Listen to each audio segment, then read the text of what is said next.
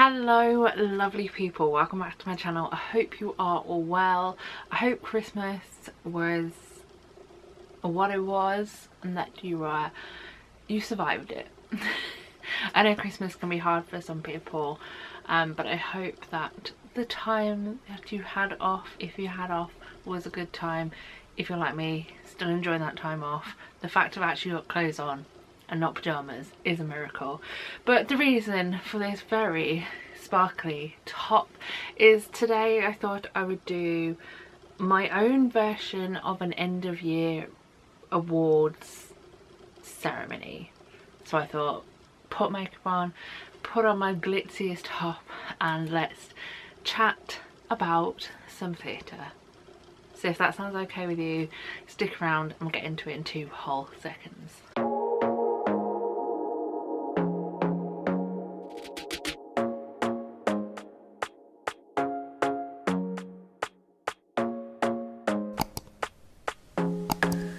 So hello and welcome to the Open Roads and Theatre Seats Awards. We could think of a snappier name, but it's not coming to me right now. Like I said, it's that time between Christmas and New Year where you don't know your name, you don't know what day it is, you don't know how many Pringles you've ate. Just me, probably. But at the end of years, I like to round up everything and share my thoughts and feelings on how I think the year has gone.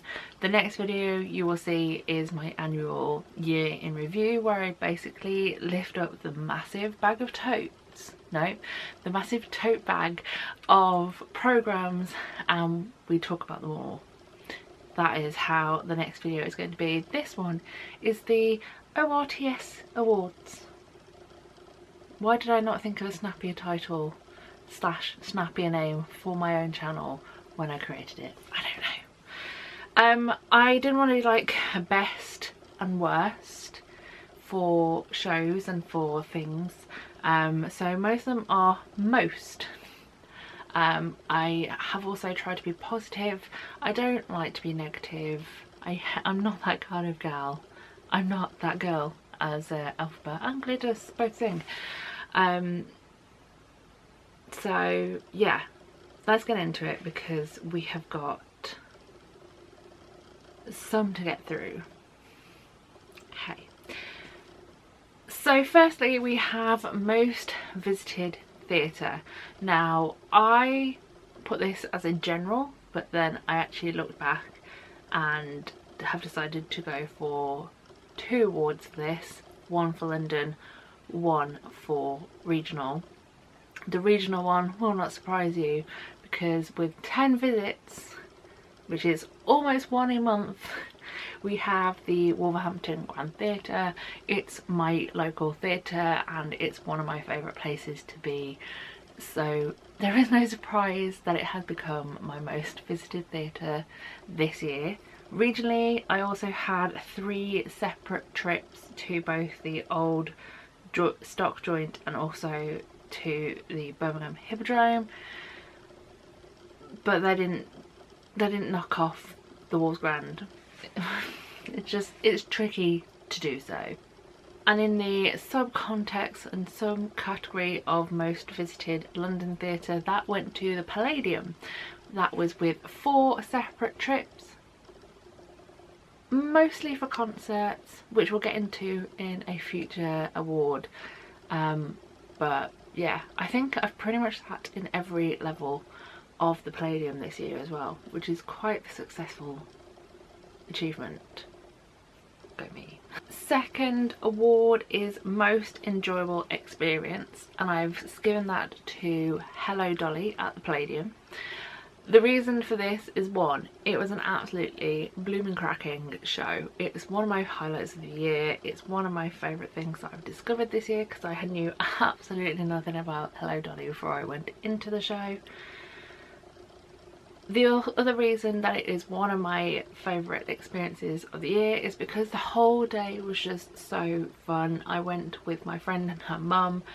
and we spent the day together. We had a great time. We danced in the interval, we danced at the end. We had a great time. It was an enjoyable experience, and I feel like anytime you step into the Palladium, it just feels special in there, especially when it comes to like theatre shows. You just feel like the whole of the Theatreland is behind you and like giving you an embrace. It's just a really nice experience, and the show was top notch. The third one, I did say we were going to try not to be negative, but in a way it's not negative, it's just an experience of my expressions, because the third award I've given, or I am giving out this year, is for most tears cried in one show. Now, I was initially giving this to just one, but it has to go to two. The runner-up, if you will, is for A Curious Case of Benjamin Button. I recently reviewed and chat about it. I did say it was a very emotional show. I'm not going to explain why or what made me cry in it. I was almost okay until something happens in Act 2 to one of the characters, and I was gone after that. The one that I cried the most at though this year is Next to Normal, which played at the Wyndham's Theatre. Now, I stupidly went to see this show on my own. I was told by multiple people it was going to be emotional. I was like, no, I should be fine, everything's okay. Cue the bows. And for about 10 minutes prior to the bows, sobs. I was not okay. People were literally leaving the theatre and I could not move from my seat area. Until I got my emotions in check, I was not going out into the big wide world. Luckily, on the day that I went to see it, there was sunshine when I came out, so the sunglasses went on and that helped. But I literally couldn't get my breath back. I was so emotionally involved in that show, and I was a wreck at the end. There is no competition to how I felt leaving that theatre, to the point that I literally had to ring up my friend Emmy and talk to her just so that I could get my own emotions in check. I was like, I just need to speak to somebody, don't talk to me about the show, tell me about your cat. It was an emotional time. The fourth award I've got is for most surprising show. Now, you may be surprised by what I was most surprised about. And the one I've put down is the Rocky Horror Picture Show. Why is it surprising, you ask? Well, it was my first time experiencing the madness of that show in the flesh. I was quite old in my life when I saw the film for the first time, and I was like, okay, I'm gonna go and see the show version. It's gonna be exactly the same, it's just gonna be on a stage. I was kind of ready for the call outs and the audience participation, but I wasn't experienced, try that again. I wasn't ready for the experience of seeing that show with everyone in the stalls who are fully costumed out, and the shouts and the call outs and the audience participation, and how it is all received by the cast themselves and how it is taken on board. There is like nothing else that I've seen this year or even previous years that have had that kind of experience behind it, and the fact that everyone there is fully ready for this experience together, it was just such a really interesting experience to experience. I said experience too many times and I'm well aware of it, but like I said, I knew nothing going in, but I truly enjoyed watching that show.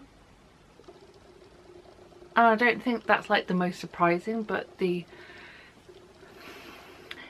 was just, I wasn't ready for what I saw, and that's why it's my most surprising. Next up in the awards, we have got the show I am most sad to say goodbye to in 2024. I'm going to try not to cry, because this show that has won this award is soon to close, which is why I'm sad to see it go. It has been around for about a year and a half. I've seen it multiple times and it's kind of become one of those safety shows. The show in question is Guys and Dolls at the Bridge Theatre. It closes on the 4th of January. Unfortunately, I am somewhere else in the world when that is, and I didn't realise until I'd said yes to doing what I'm doing on the 4th, which is very gutting. But that show, like I said, has been a security blanket, if you will, of theatre goodness. You step into the auditorium area, you are greeted by the sights and sounds of New York. You can sit, you can stand, wherever you are embraced. The music is absolutely beautiful, and I'm really sad that it's not going to be around. I'm so upset that it's leaving London, because every time I've seen it, it's been a fantastic show with whatever cast I've seen. It's just phenomenal, and it's going to be gutting knowing that it's not in the Bridge anymore. There have been other shows this year that have finished their run and I've been kind of gutted that they're around no more, but I feel like my love for Guys and Dolls just is something special, and yeah, I'm very gutted that Guys and Dolls is going. Next up on the list we have favourite concert. Now, I did mention in the first award that I have been to the Palladium 4 separate times this year, and in that 4, 3 of them were concerts. Either concert versions of shows or concerts in general. I've also seen a couple of other concerts throughout the rest of the year, but there is one that stood out more than the others,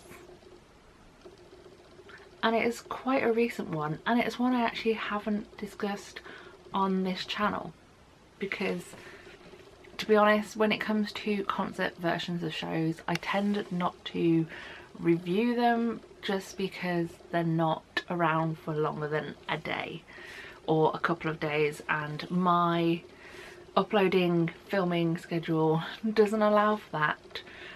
So my most favourite, that was in English, my favourite concert that I've seen this year is Dirty Rotten Scoundrels at the Palladium. I was very much on the fence about seeing this show because I didn't know anything about it. I purely knew that the cast involved included Ramin Karimloo, Hadley Fraser, Carly Mercedes Dyer, Cameron Blakely, and I was like, is that enough for me to go and see a show? Turns out yes. I went. I found a really good deal on Datix that meant that I was in the midst of the dress circle area for the low price of £25, and I was like, right, it's a sign I need to go and see this show. I have literally been listening to the Broadway cast recording of it since seeing the show. It has become one of my favourite cast recordings of the last 3 months. The chemistry between Ramin and Hadley is obviously off the charts because they are really close friends. Any excuse to see Carly Mercedes Dyer I shall always take, and this again was no exception.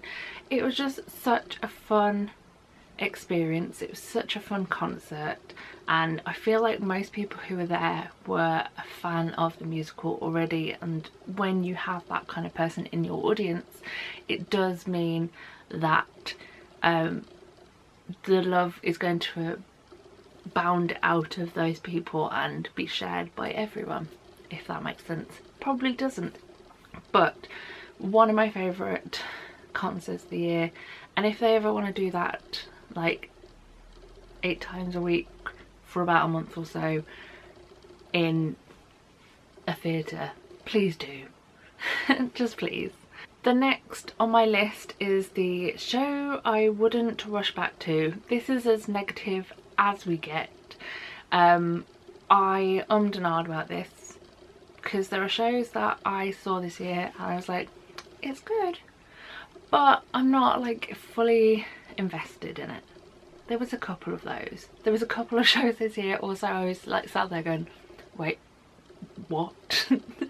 Why is this happening? But the one that I would not rush back to is I Should Be So Lucky. And I feel so bad saying this because for years I have been a Debbie Is It fan. I still am. She is the creator behind Nativity and all that franchise. She is the Queen of Christmas.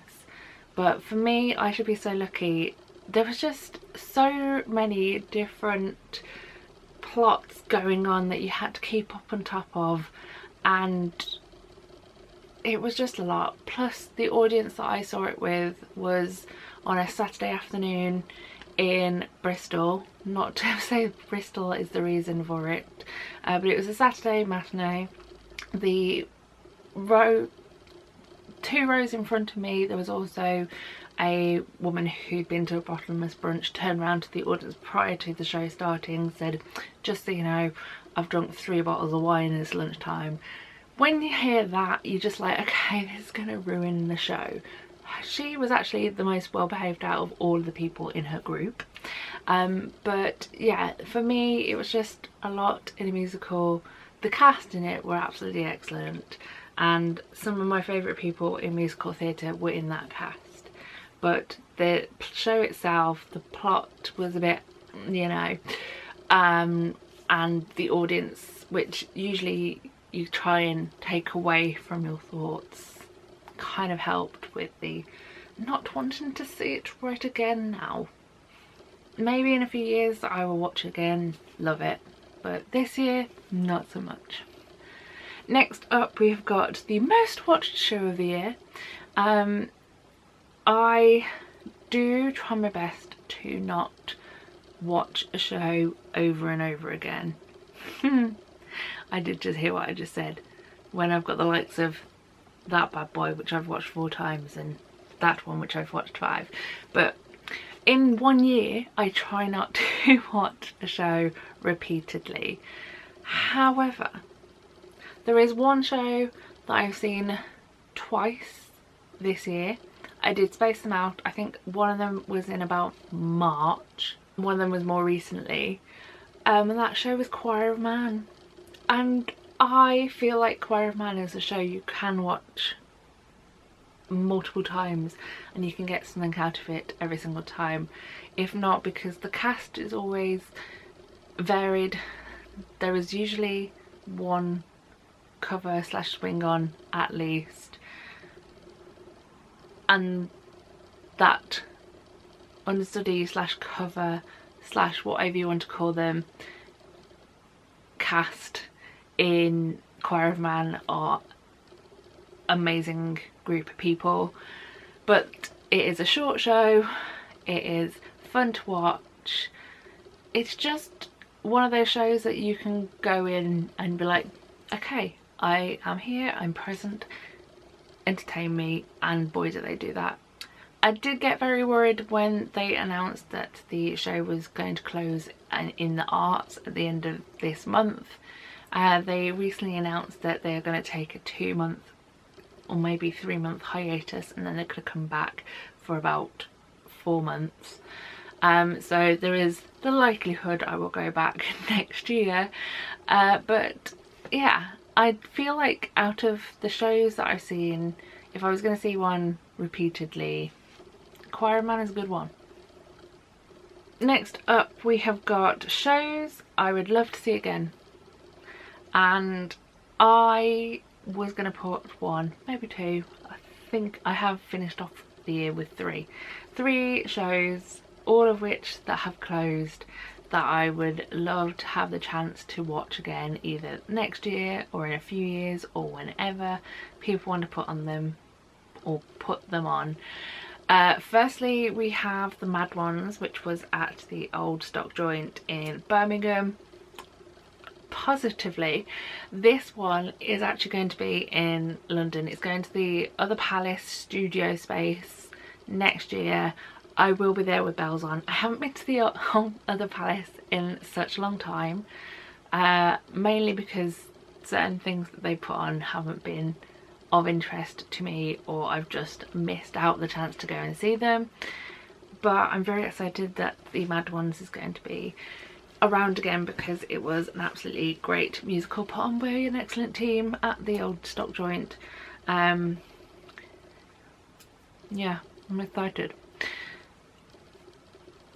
The other two shows that I would love to see again, whether it be another run or whatever they wish to do, we have Two Strangers Carry a Cake Across New York. It is one of my favourites of the year. It was just a happy hug in a show, and it was just a really good watch. And the third one is Becoming Nancy, which was at the Birmingham Rep. It was such a good show, and I hope that it comes back in some shape or form, whether at the Rep or on a tour. I feel like it would do so well. I am still holding out hope that the Birmingham Rep will be bringing back What's New Pussycat, because again, phenomenal show. The Birmingham Rep just know how to do great theatre. But yeah, they are my three that I'd love to see, whether in 2025, which still sounds absolutely vile, or whenever they wish to bring it back, because they're all just great shows. Before we get into my final award, I have written down all of the shows that I gave 5 stars to this year, and they include The Curious Case of Benjamin Button, Come From Away the UK tour, Pride and Prejudice Sort Of the UK tour, Becoming Nancy, Next to Normal, Hello Dolly, First Date at the Old Stock Joint, Mad Ones at the Old Stock Joint, and for Black Boys Who've Considered Suicide When the Hue Gets Too Heavy. Oh, I always forget how to say that one. And my final award of the evening is my top 5 of the year. If you have been around for a while, you will know that I did a top 5 halfway through the year, and I thought I'd round up this year by telling you my top 5 for the entire year, some of which were on that first list. So in no necessary order, not the words, but we're going with it, we have For Black Boys Who've Considered Suicide When the Hue Gets Too Heavy, one of my standout shows of the year. It was a play, but it was chef's kiss. It was absolutely excellent.